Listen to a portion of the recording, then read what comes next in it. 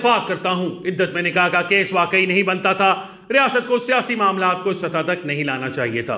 Toshakhana, cipher, 190 million pound और 9 मई के मुकदमात ही काफ़ी हैं। लिहाजा एक बड़ी सियासी जमात के बैनुल-अक़वामी लीडर के गले में यह ढोल बांधने की क्या जरूरत थी।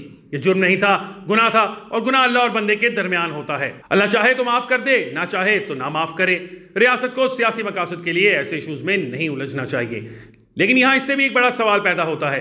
ये दीनदार लोग हैं। इमरान खान रियासत मदीना तख्लीक करना चाहते थे। बुशरा बीबी मजहबी और रूहानी शख्सियत हैं। ये पैदल चलकर सजदे करती हुई पाक पतन शरीफ जाती थीं, तहज्जुद गुजार भी हैं और सारा दिन और सारी रात वज़ाइफ भी करती हैं। ये भी जानती थीं और इमरान खान भी जानते थे हमारे पास 14 नवंबर 2017 का तलाकनामा है। चुनाचे फिर इन्हें 1 जनवरी 2018 को तलाक से सिर्फ 47 दिन बाद निकाह की क्या जरूरत थी। ये दुरुस्त हो सकता है खावर मानिका ने अपनी बेगम को अप्रैल 2017 में ज़बानी तलाक दी थी, लेकिन यह भी दुरुस्त है कि इस तलाक को कोई कानूनी हैसियत नहीं थी। कानून जब भी मानेगा तहरीरी फैसला मानेगा, और तहरीरी फैसला 14 नवंबर था। लिहाजा आप 1.5 माह मजीद इंतजार कर लेते, आखिर क्या जल्दी थी।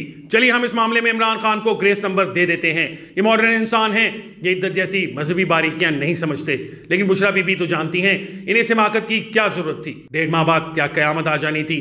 आप लोग बाकायदा धूमधाम से सरेआम 18 फरवरी 2018 को निकाह करते, पार्टी और फैमिली के लोगों को बुलाते ताकि कोई भाम रहता और ना मुकदमा बनता। आखिर इसमें क्या हर्ज था।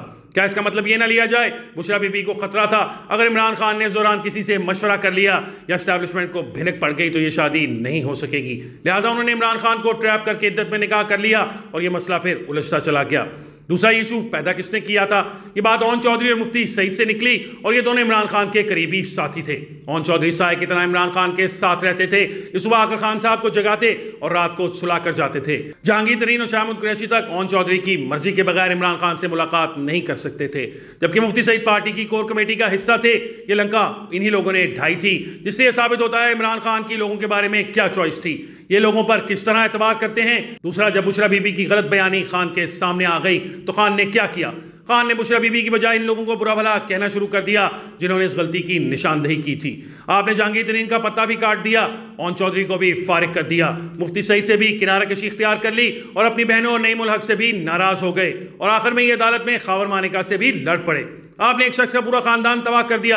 खावर मानिका इसके बच्चों और इसके रिश्तेदारों को मुंह दिखाने के काबिल नहीं छोड़ा। खानदान के लोगों ने अपने नाम के साथ मानिका लिखना बंद कर दिया, लेकिन इसके बावजूद मुजरिम भी यही हैं। आप इन्हें ही बुरा भला कह रहे हैं। दूसरा, सजा के बाद बुशरा बीबी बनी गाला चली गई। ये मरियम नवाज की तरह इनकार कर सकती थी, मगर उन्होंने चुपचाप रजामंदी दे दी। आज यास्मीन राशिद 73 साल की उम्र और बीमारी के बावजूद जेल में पड़ी हैं, जबकि बुशरा बीबी इमरान खान को इतला दिए बगैर बनी गाला में है। लेकिन इसके बावजूद कसूरवार एस्टैब्लिशमेंट और हुकूमत है, इसकी क्या तुक बनती है। हम अगर इस कैनवस को थोड़ा सा बड़ा कर लें तो बेशुमार सवाल पैदा होते हैं। मसलन मियां नवाज शरीफ को जब मुल्क से बाहर भिजवाया जा रहा था तो आप इजाजत ना देते।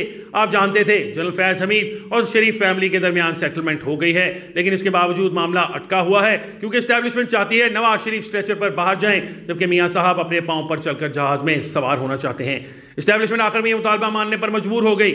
आईबी ने वजीर आजम को बाकायदा इतला दी थी और इस राज से शेख रशीद भी वाकिफ थे। चुनाचे आपने फिर नवाज शरीफ को बाहर जाने की इजाजत क्यों दी। आपको क्या जरूरत थी, अब इनकार कर देते। इसी तरह जब 2021 में जनरल फैज हमीद को ट्रांसफर किया जा रहा था तो आपने मज़ाहमत क्यों की। यह आम सी ट्रांसफर थी, एक अफसर की जगह दूसरा अफसर आ रहा था, लेकिन आपका इसरार था जनरल फैज को कोर की कमांड के बगैर आर्मी चीफ के लिए क्वालिफाई कर दिया जाए। आपको इस लेवल तक जाने की क्या जरूरत थी। आपके इत्तेहादी और पार्टी के लोग भी आपके रवैये से नाला थे। आप MQM चौधरी शुजात हुसैन और अख्तर महंगल से मिलते तक नहीं थे। आप राजा रियाज और नूर आलम खान की शक्लों से वाकिफ नहीं थे। आपने पार्टी और इत्तेहादियों को जोड़कर क्यों नहीं रखा। आपके खिलाफ जब अदम एतमाद आ गई तो आपने मर्दों की तरह इसका मुकाबला क्यों नहीं किया। अब अक्सरियती जमात थे, सेनेट में आपकी अक्सरियत थी, 2 सूबों और आज़ाद कश्मीर और गिलगित बल्तिस्तान में भी आपकी हुकूमत थी। अगर आप अपोजिशन में बैठ जाते तो PDM 2 महीने नहीं निकाल सकती थी, लेकिन आपने पहले कौमी असेंबली से इस्तीफे देकर और फिर दोनों सूबों की हुकूमतें तोड़कर अपने मुखालफों के हाथ मजबूत कर दिए। आपको आखिर इसकी भी क्या जरूरत थी।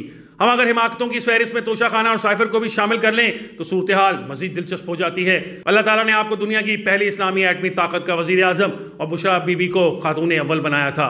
हार, घड़ियां और अंगूठियां इस ओहदे के सामने क्या हैसियत रखती हैं। लिहाजा आपको तोशाखाना पर हाथ साफ करने और फिर ये तोहफे मार्केट में बेचने की क्या जरूरत थी। ये स्कैंडल जब बन गया था तब भी आप तहाइफ वापस जमा करा देते। आपको इस पर डटने की क्या जरूरत थी? साइफर पर भी जब आपको ब्यूरोक्रेसी, एस्टैब्लिशमेंट और दोस्त रोक रहे थे तो आपको जलसे में कागज लहराने की क्या जरूरत थी? और जब केस बन गया तो फिर इस कागज को जाली कागज करार देने की भी क्या जरूरत थी? आप मर्दानावार मुकाबला करते। सच तो यह है कि जब गवाहों पर जिरा का वक्त आया था तो आपके वकील अदालत से गायब हो गए और जज ने सरकारी वकील खड़े करके आपको सजा दे दी। आपके वकील ने मेरिट पर केस क्यों नहीं लड़ा? आप अकल का लेवल मुलाहिजा कीजिए। एक तरफ अदालतों में केस चल रहे हैं और दूसरी तरफ आपने वकीलों को टिकट दे दिए, लिहाजा वो इलेक्शन लड़ें या आपके मुकदमे, चुनाचे ये केस भी हार गए और अब ये इलेक्शन भी हार रहे हैं। आपको ये सब कुछ करने की क्या जरूरत थी? अब एक तरफ अमेरिका को अपना दुश्मन समझते हैं और दूसरी तरफ आप वहां लॉबिंग फर्म्स भी हायर करते हैं। क्यों? आपको नए आर्मी चीफ की तकरीर रुकवाने की भी क्या जरूरत थी? जल्दबाज अगर मीर जाफर और मीर सादिक थे तो फिर इन्हें बार बार एक्सटेंशन ऑफर करने की भी क्या जरूरत थी? इनके साथ ईवान सदर में छुप छुप कर मुलाकातें करने की क्या जरूरत थी? और आखिर में 9 मई और 10 मई को फौजी तनसीबात पर हमलों की भी क्या जरूरत थी?